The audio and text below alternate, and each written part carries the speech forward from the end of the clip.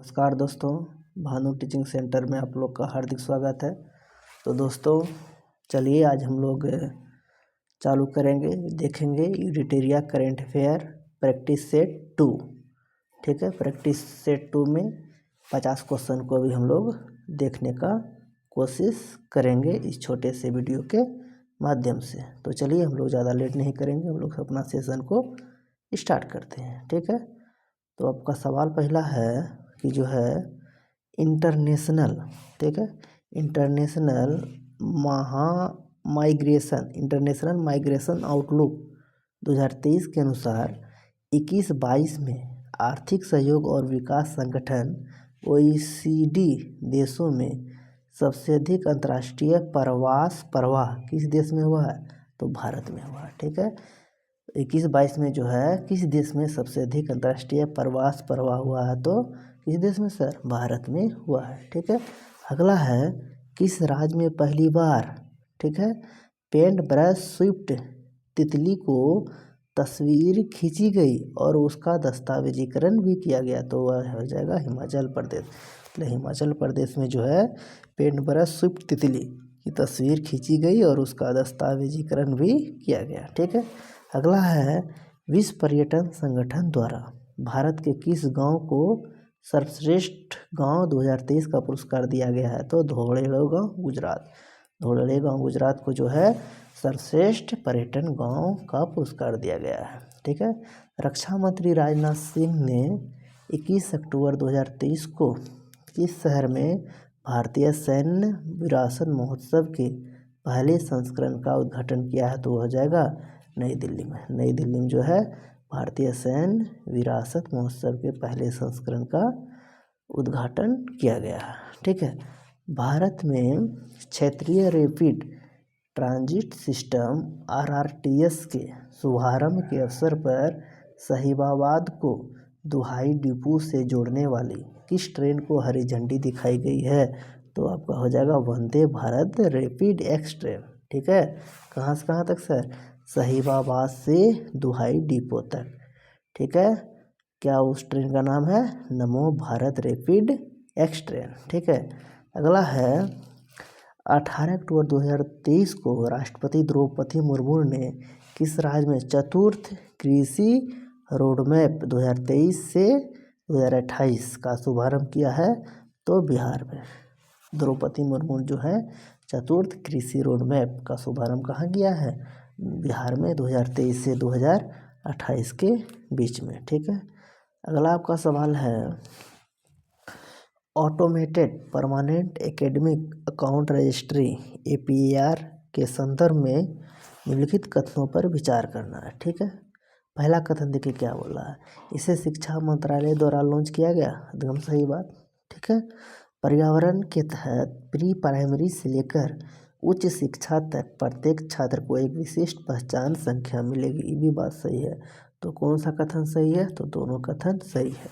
इसके बारे में automated permanent academic account registry के बारे में इसे जो शिक्षा मंत्रालय लॉन्च किया है और इसमें जो है प्री प्राइमरी से लेकर उच्च शिक्षा तक प्रत्येक छात्र को एक विशिष्ट पहचान संख्या मिलेगी। ठीक है, अगला देखिए क्या बोल रहा है, किस मामले में सर्वोच्च न्यायालय के 5 न्यायाधीशों की संविधान पीठ ने समलैंगिक को वैध बनाने से इनकार कर दिया? मतलब समलैंगिक विवाह को जो है वैध बनाने से इनकार कर दिया। तो वो हो जाएगा सुप्रियो और एन बनाम यूनियन ऑफ इंडिया मामला। सुप्रियो और एन बनाम यूनियन ऑफ इंडिया मामला जो है समलैंगिक विवाह को वैध मानने से क्या किया?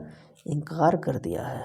ठीक है, अगला आपका है किस संगठन ने सस्ते पानी की ऊंची कीमत शीर्षक से रिपोर्ट जारी की है? तो क्या हो जाएगा? World wide fund for nature. World wide fund for nature जो है सस्ते पानी की ऊंची कीमत शीर्षक से एक रिपोर्ट जारी की है। ठीक है, नोबेल शांति पुरस्कार विजेता मार्टी अहिसारी जिनका हाल ही में निधन हो गया, किस देश के 10वें राष्ट्रपति थे? तो वह जगह फिनलैंड के जो है नोबेल शांति पुरस्कार विजेता कौन? मार्टी अहिसारी का भी हाल ही में निधन हुआ। ठीक है, केरल के विझिंजाम बंदरगाह पर पहुंचने वाला पहला मालवाहक जहाज कौन है? जेनहुआ 50, जेनहुआ 15। ठीक है, केरल के किस बंदरगाह पर? विझिंजाम बंदरगाह पर पहुंचने वाला पहला मालवाहक जहाज कौन हो गया?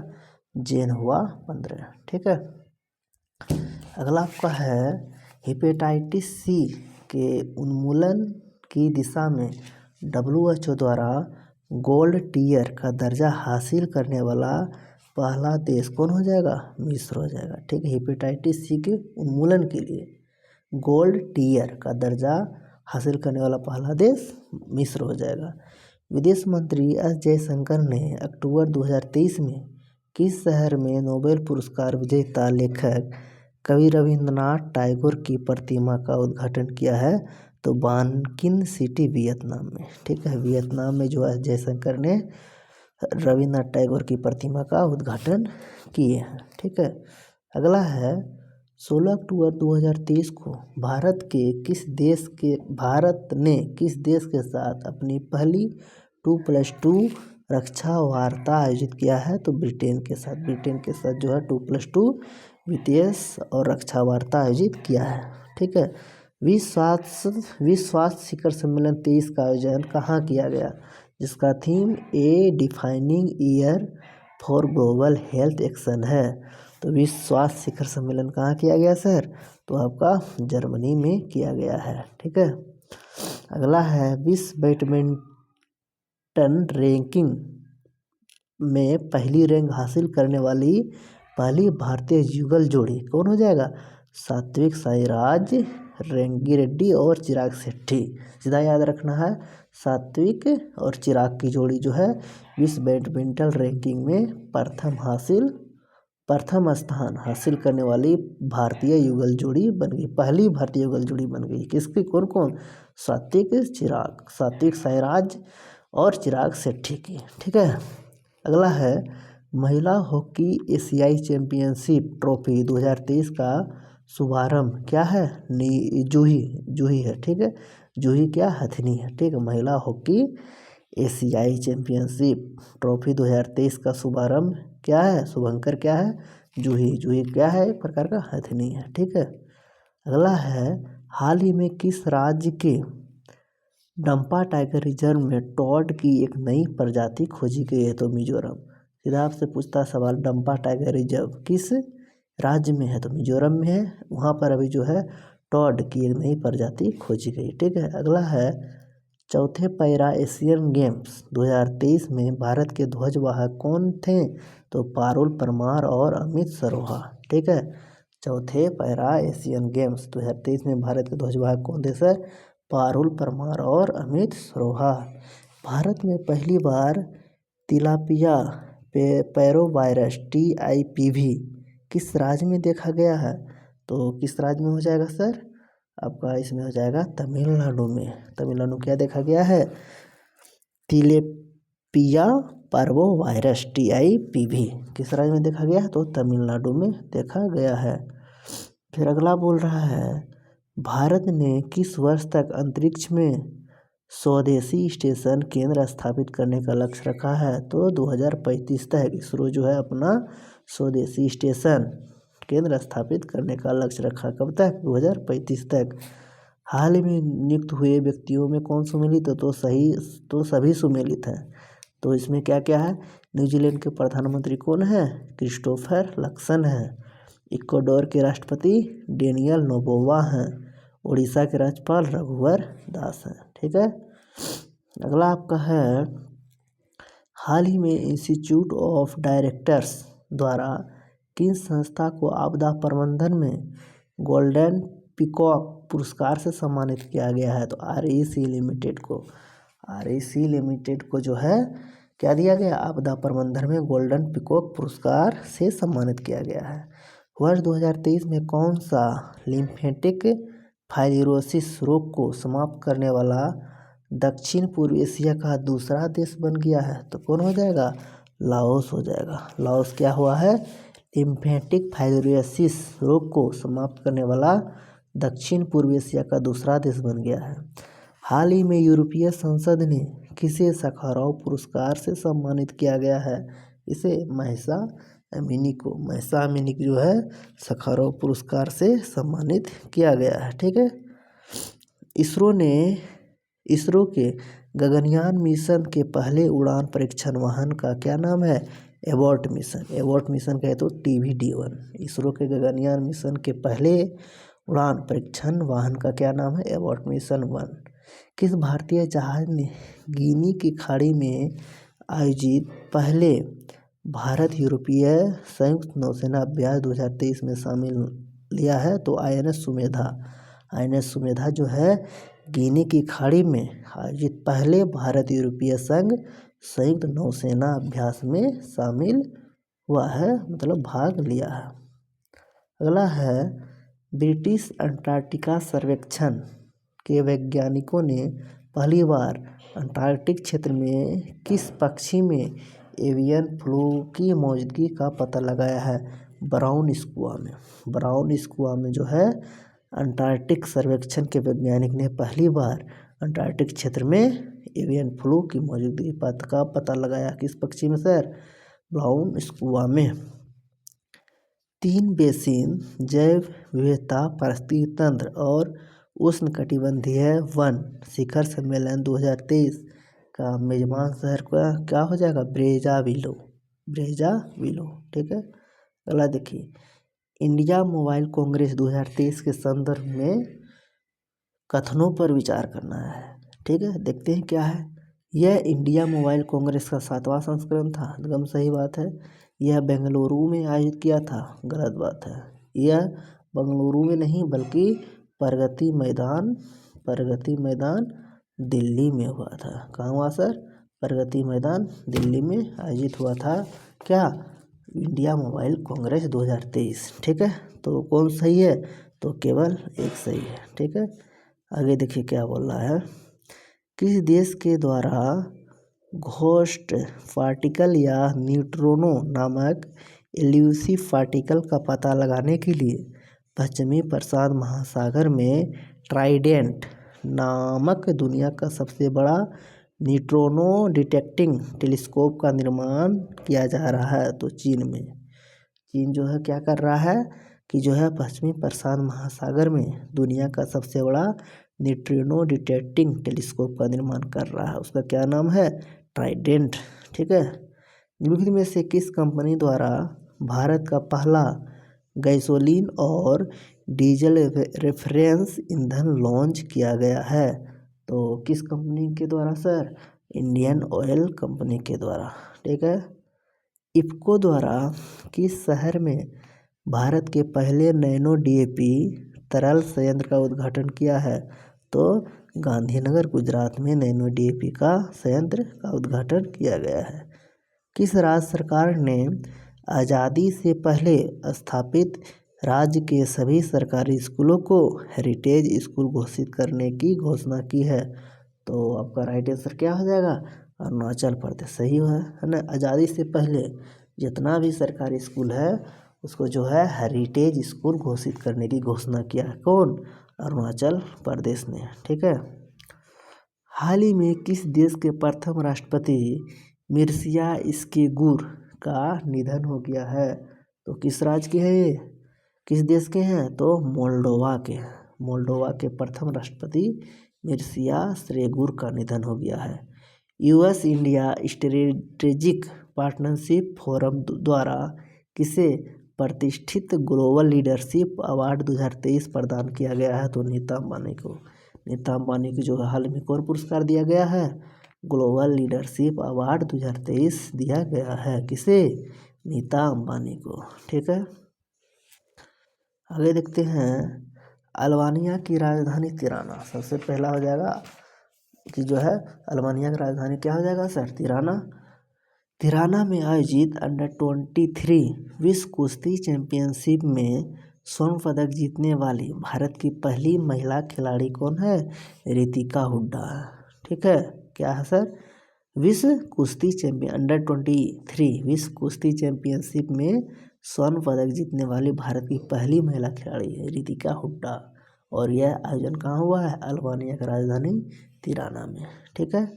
अब देखिए क्या बोल रहा है, हाल ही में हुए निधन के समय में कौन सुमेलित है, तो सभी सुमेलित है। क्या क्या सुमेलित है, बाबा महाराज सातारकर यह वारकरी संप्रदाय से संबंधित है। आपसे सवाल पूछेगा कि बाबा महाराज सातारकर किस संप्रदाय से हैं, तो वारकरी संप्रदाय से है। ठीक है।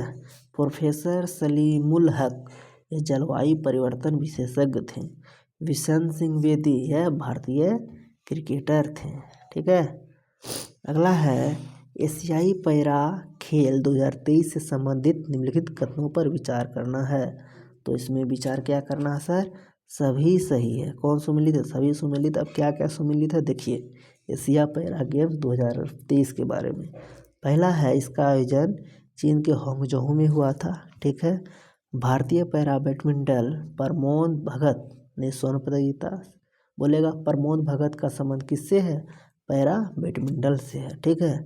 तीसरा है, भारतीय एथलीट सुमित अंतिल ने भाला फेंक में स्वर्ण पदक जीता है। सुमित अंतिल का संबंध किससे है, भाला फेंक से है। ठीक है। और प्रमोद भगत का बैडमिंटन से है। ठीक।